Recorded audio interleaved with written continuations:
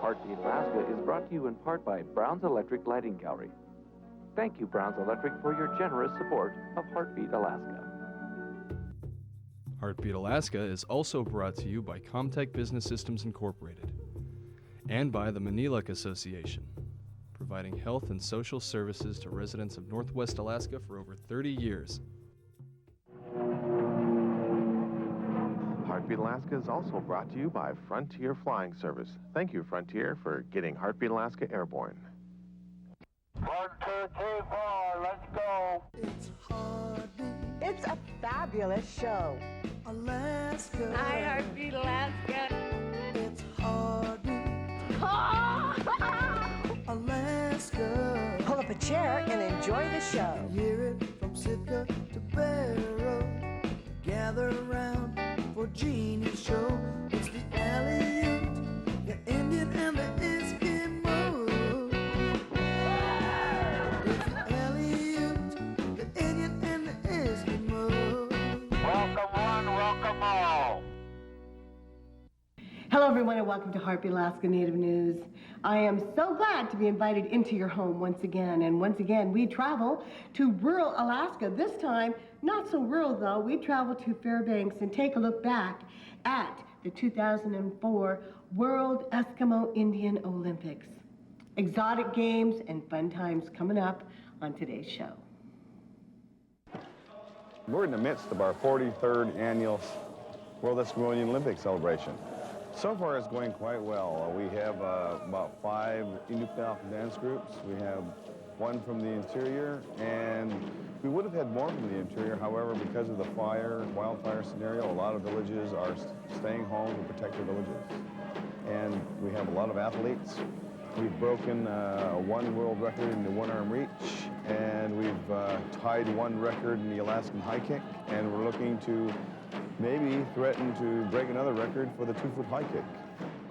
As far back as anyone can remember, Native people have gathered in villages for celebrations where they would share songs and dances, perform storytelling, and engage in friendly competition in athletic games. During the gathering, people from different tribes would share news and renew friendships. But it wasn't until the 1960s that these friendly gatherings became the Olympics. The history of the Olympics started in 1961. In the early or mid to late 50s, a couple pilots got stranded in Point Hope. Bud Hagberg and Frank Whaley, both weaned pilots at the time. They landed successfully, but in order to fix their plane, they had to ship out for a part, which meant that they had to stay in the community of Point Hope for a whole winter. And in the process of staying there, they witnessed the Olympic Games as they are played here today, the 1-foot high kick, the 2-foot high kick, the blanket toss during the Christmas holiday season. And interestingly enough, it's also played in Barrow and Wainwright in the same manner, and that these games go on 24 hours a day. What they liked about it was the fact that some of these games are so unique and test every aspect of the body that they thought it would be a great idea to show them to the rest of the world where they were located, in the hopes that they would be perpetuated, because with the encroachment of Western society, they felt or feared that these games would be lost. And when the first games were held in '61, they just kept on going. And they were first called the World Eskimo Olympics. However, with the large contingent of Athabascans living in the interior and in Fairbanks, the Athabascans said, now wait a second, we play these games too, so we would appreciate it if you included us in your name. And then back in 1969, or in the early 70s, the name was changed to the World Eskimo Indian Olympics. And then in '76, it was incorporated into a nonprofit. With WEIO, these people, it's like family here. It's like, these are my friends, and they're like my family. I see them here every year, and I think they're more supportive here. And WEIO is supportive too, but WEIO is even more so. People don't, get offended or anything if you try to tell them, give them tips and tell them, you're doing this wrong or you're doing that wrong. They don't get mad or offended or anything. The idea of cooperation is not new to natives. It should come as no surprise that these athletes cheer each other on and even give advice to their competition, because the original reason for these games was to choose the best members for hunting parties.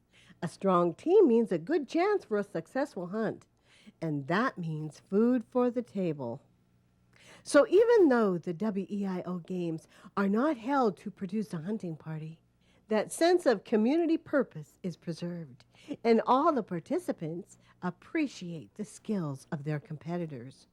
Yeah, in a half an hour I have a race to run. The Race of the Torch is a 3-mile race. And then later there's other events going on, and there's 22 events throughout WEIO, and then I'll do probably about 15 events. So you're going to be pretty active then? Yeah, I'll be probably really sore in a couple days. The Race of the Torch is a 5K foot race held at the beginning of the WEIO Games.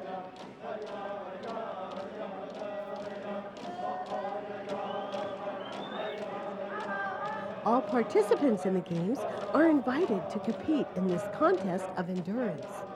The ability to travel quickly over long distances by foot is evidence of strong, healthy conditioning.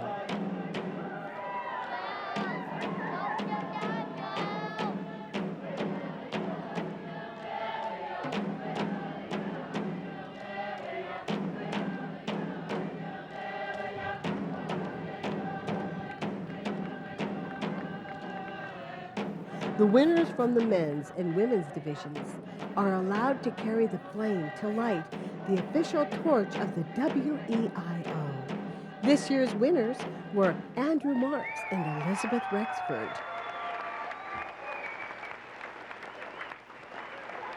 And normally we would have the seal oil lamp lit right now, but the seal oil hasn't arrived. After the ceremonial start of the WEIO Games, it's time to celebrate the diversity of singing, dancing, and the beautiful clothing brought by each of the participants. Even the babies get into the spirit of this cultural celebration.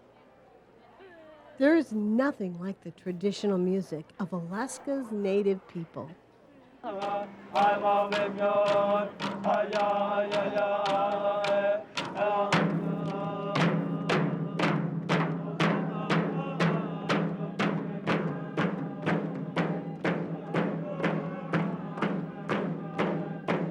When you have dance groups with 6 to 10 drummers, and then you get some real young youth out there, you start hearing the cheering going on, because, you know, it's true what they say about our heritage. You can't keep anything you don't practice. And as long as the youth continue to sing the songs of their nation, our culture will never die. I heard a wise elder say that when the children stop singing the songs of their nation, that's when the culture really dies. And when you see young kids dancing and singing their songs here, it gives everyone else hope.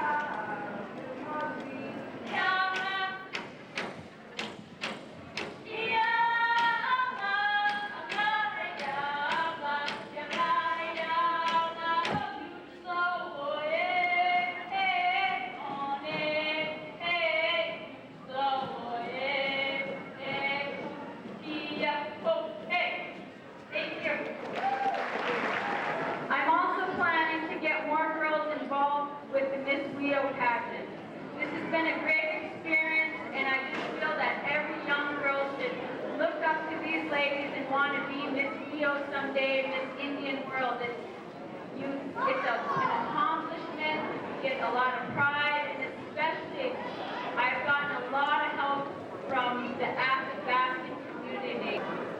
Okay, everybody got your cameras ready. Miss WEIO 2004 is contestant number 5.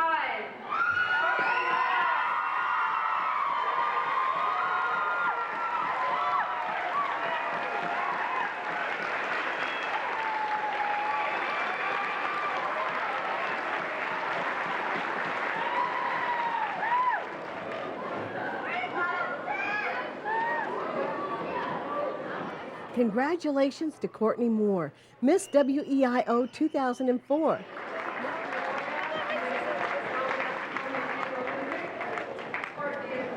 Now let's get to the other step because there is more than one star at the WEIO Games.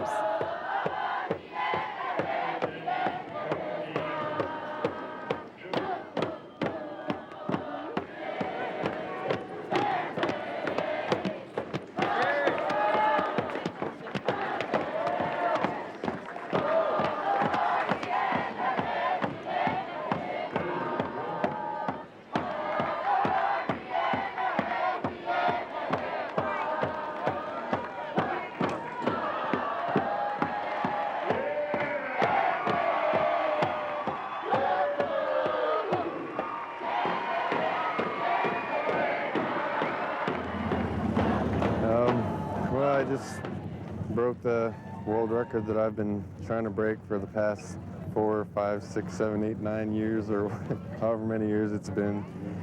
And it's really exciting for me because, you know, I'm able to kick the height that I kicked in there, you know, every day at home practicing, and every time I make it to a competition, I, you know, just barely miss. So I'm really glad it happened for me today.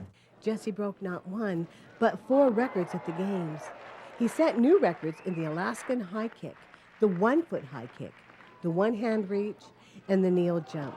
His accomplishments earned him the Howard Rock Outstanding Athlete Award for this year's Games.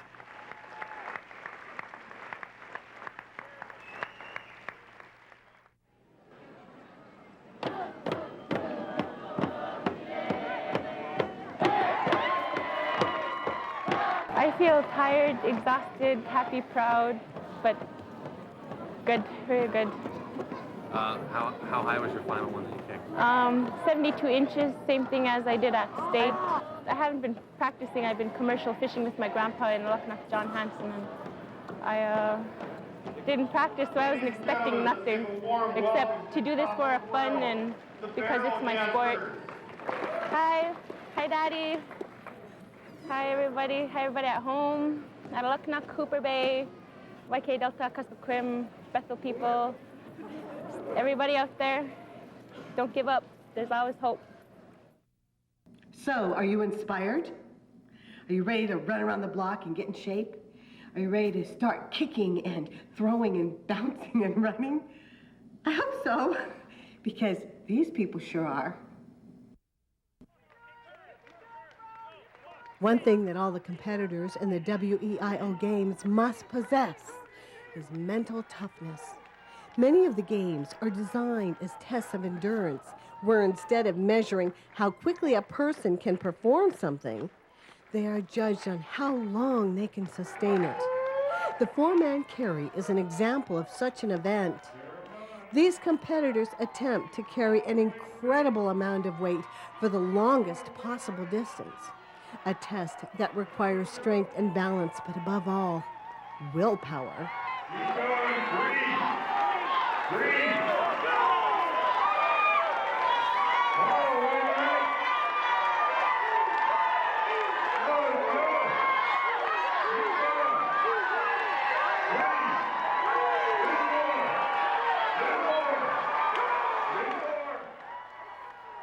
Well, almost all of the games have some specific a reason for or purpose for doing. You got the ear pull, where 2 opponents sit across from each other and attempt to pull. They have a tug of war with their ears, basically. This is to test an athlete's or a person's endurance to pain and the gift of cartilage that they have on their ear. And who has the toughest ears? You know, granted, when you're out hunting back before the Western civilization came, you couldn't go back to the village just because your ears were cold. You know, when you're out there grocery shopping and with Mother Nature, you know, you got to keep going until and endure some harsh things, and you know, face the reality of starvation if you don't succeed in getting your catch. You've got the 1 foot high kick just to see how high you can kick, jumping off both feet, kicking the ball with 1 foot, and then landing on the foot you kick with. That record has just been shattered, by the way. It's 9 feet 8 inches now. It used to be 9'6". One of these days we'll probably see that at 10 feet. When we went to the Olympics in 1984 in Los Angeles, we were trying to appeal to the World Olympic Committee to consider either the 1 foot high kick or the 2 foot high kick as a world-renowned competitive event. We'll probably revisit that if not this year, maybe within the next 4 years.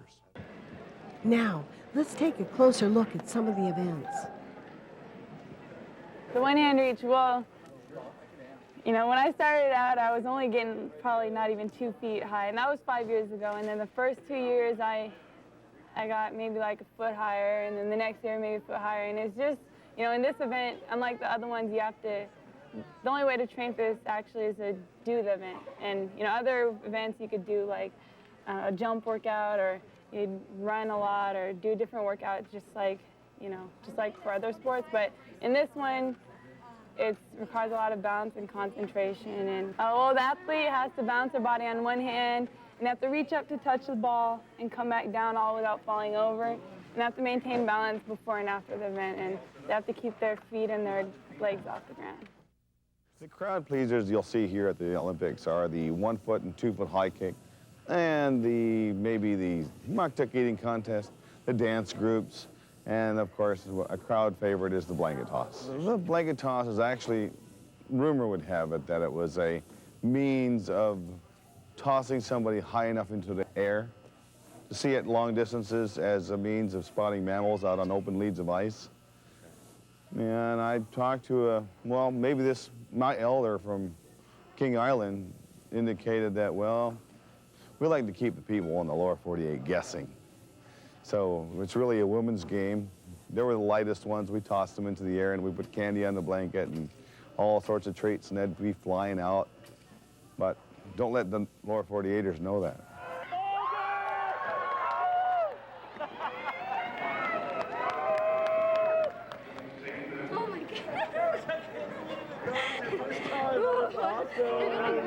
You did great. Some people think that the blanket toss looks dangerous, and they're right. If they were to pull as hard as they could, the jumper would reach well beyond the ceiling of the gymnasium. Luckily, these people really know what they're doing. Still, in the blanket toss, accidents can happen, as Alissa Joseph of Bethel found out when she hurt her foot during warm-ups. She's no beginner to the games either, as she proved earlier when she nearly broke the world record in the 1 foot high kick. This just goes to show that everyone needs to stay focused on the task at hand when participating in these games.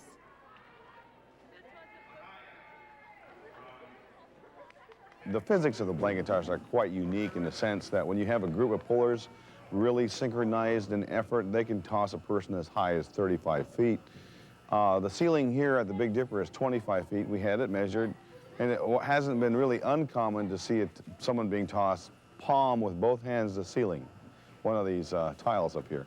We've had on one occasion someone tipped the tile and threatened it almost to come down, crashing on everybody, and it was like, oh.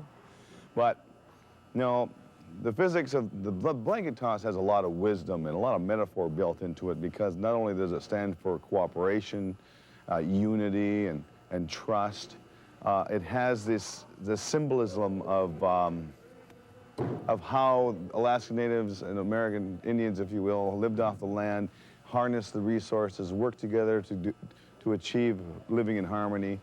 And for the most part, we're just having a sheer excitement and joy out of tossing someone into the air. I mean, you think about it, it's real simple. but it's real complicated underneath it all. You got to have commitment to pull, you got to work and cooperate with others, and you got to trust that somebody will catch you when you're up there.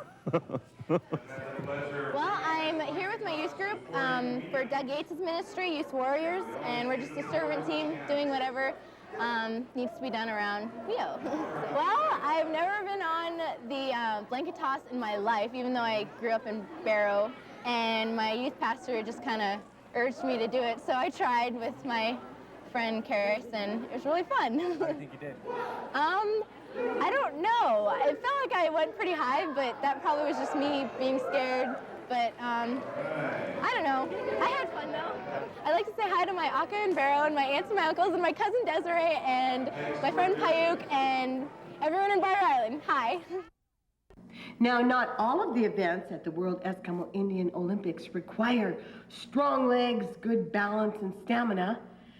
Some require years of subsistence practice, which, on second thought, does require strong legs, stamina, and good balance. Not all of the contestants at the games are athletic. Some involve traditional techniques and skills that can only be developed through a lifetime of subsistence. First, there is a salmon cleaning competition where contestants use an ulu to prepare salmon fillets in the shortest possible time.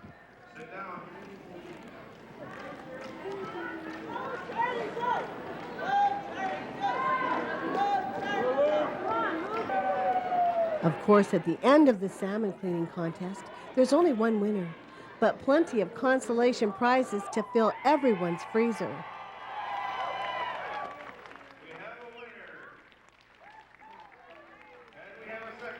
Another featured subsistence skill is the seal-skinning competition, where practice and experience truly come into play.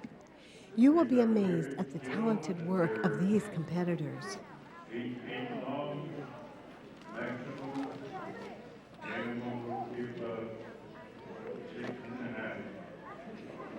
Finally, we have the Mukluk-eating contest. This one goes fast, so you have to watch closely. Contestants use an ulu to slice the mukluk into bite-sized pieces and eat them as fast as possible.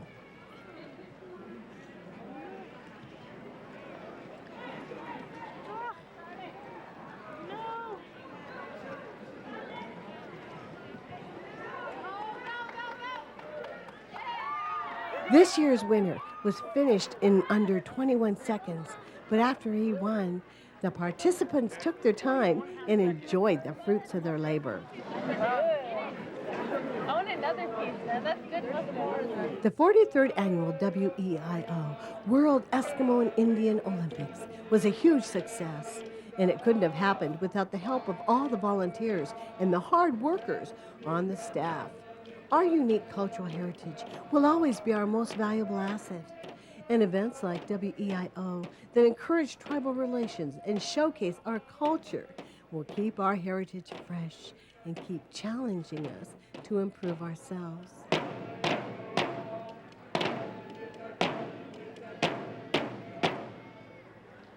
Thank you, everyone, for joining us for Heartbeat Alaska. Native news, native information, native everything except for you. We invite all cultures to watch this show. Join us again next week, won't you? And God bless you as we travel to remote villages, bringing exciting stories right to your living room. We'll see you then.